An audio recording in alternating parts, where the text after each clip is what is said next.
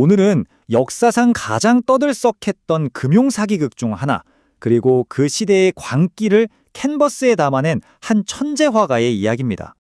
천재과학자 아이삭 뉴턴, 풍자와의 대가 윌리엄 호가스, 그리고 대영제국 전체를 파산 직전까지 몰고 간 주식시장 붕괴. 이 셋 사이에 대체 무슨 관계가 있을까요? 전혀 상관없어 보이죠? 하지만 놀랍게도 이 모든 것은 하나의 거대한 사건으로 연결됩니다. 지금부터 그 속으로 들어가 보시죠. 자, 이야기의 무대는 바로 18세기 초의 런던입니다. 모든 사건이 시작된 곳이죠. 과연 어떤 곳이었을까요? 7700년대 런던을 한번 상상해 보세요. 당시 유럽에서 가장 큰 도시였는데 정말이지 전 세계의 돈과 야망이 들끓는 용광로 같다고 할 수 있죠. 기회를 잡으려는 사람들로 북적였고 그만큼 새로운 불안감도 함께 꿈틀대던 아주 역동적인 공간이었습니다. 바로 이런 시대의 공기를 누구보다 예리하게 포착한 사람이 있었으니 바로 화가 윌리엄 호가스입니다. 그의 그림 서더크 시장을 한번 보세요. 와, 정말 정신없죠?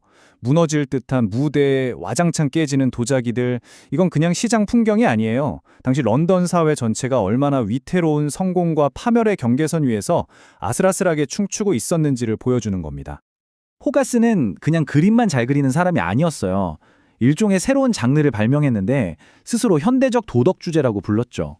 이게 뭐냐면 당시 도시 사람들의 허영심이나 어리석음을 마치 한 편의 연속극처럼 여러 그림에 걸쳐서 보여주는 거예요. 풍자를 통해 너희들 이렇게 살면 안 돼 하고 콕 집어주는 거죠. 대단한 비평가이자 스토리텔러였던 셈입니다. 자, 이제 런던의 화려한 모습 뒤에 숨겨진 당시 영국이 마주한 거대한 금융위기 문제로 넘어가 보겠습니다. 사실 이 화려한 런던의 이면에는 아주 시커먼 그림자가 드리워져 있었습니다. 바로 돈 문제였죠. 영국은 솔직히 말해서 파산 직전이었어요. 프랑스랑 수십 년 동안 전쟁을 치르느라 나라 빚이 정말 어마어마하게 쌓였거든요. 그 빚이 얼마였냐면 자그마치 3,100만 파운드.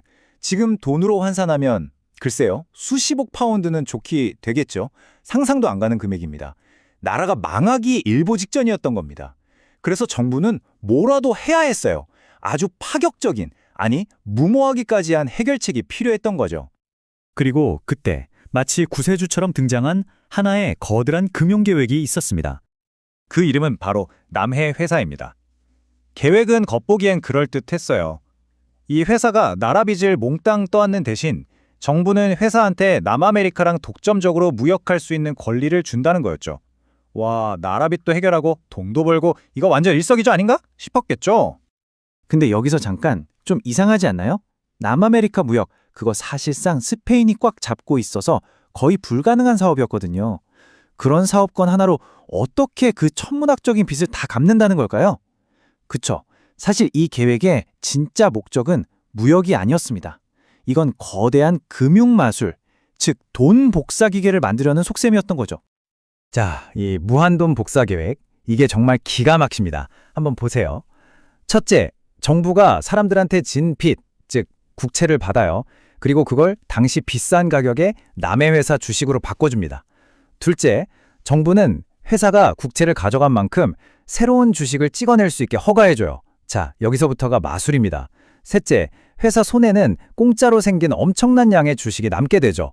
넷째, 이걸 시장에다 팔아서 순수익을 챙기는 겁니다. 그럼 어떻게 될까요? 다섯째, 회사가 돈을 버니까 주가는 더 미친 듯이 오르겠죠? 그럼 이 과정을 또 반복하는 겁니다. 이론상으로는 주가가 영원히 오르는 완벽한 사기, 아니 계획이었던 거죠. 이 완벽한 계획은 얼마 안 가 엄청난 투기 강풍을 몰고 왔고 결국 영국 역사상 가장 거대한 거품의 붕괴라는 비극을 낳게 됩니다. 결과는 이 타임라인이 모든 걸 말해줍니다. 1720년 1월에 100파운드 하던 주식이 5월에는 700파운드, 그리고 6월에는 무려 1050파운드까지 치솟습니다. 10배가 넘게 뛴 거죠. 하지만 보세요. 9월, 한순간에 모든 게 와르르 무너집니다. 정말 순식간에 천국과 지옥을 오간 거죠. 아니, 어떻게 이런 일이 가능했을까요? 바로 가짜뉴스 덕분이었죠.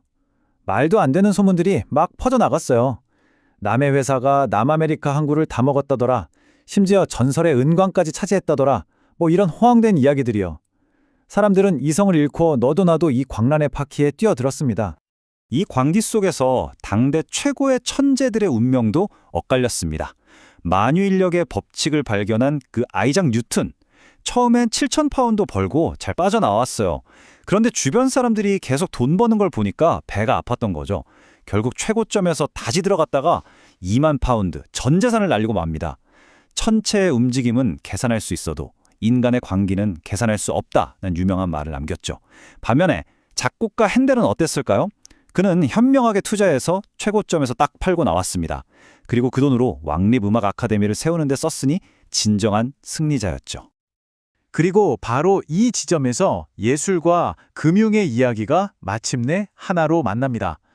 호가스는 이 모든 사태를 어떻게 기록했을까요? 나라 전체가 이 거대한 사기극의 후폭풍으로 신음하고 있을 때 마침내 호가스가 조각칼을 들고 나타납니다. 그리고 이 모든 사태에 대한 자신의 판결을 내리죠. 바로 이 한 장의 판화, 남의 계획입니다. 이 그림 정말 디테일이 엄청난데요.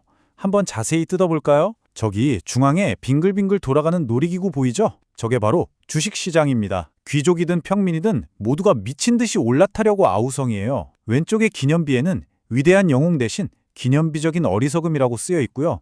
그 아래에선 정직과 명예가 사리사욕의 톱니바퀴에 갈려나가고 있습니다. 심지어 저쪽 구석엔 악마가 행운의 여신을 칼로 토막내서 사람들에게 팔고 있어요. 이 아수라장에서 돈 버는 사람은 사기꾼이란 소매치기밖에 없는 거죠. 호가스는 이 한 장의 그림으로 당시 사회의 도덕적 파산을 통렬하게 고발한 겁니다.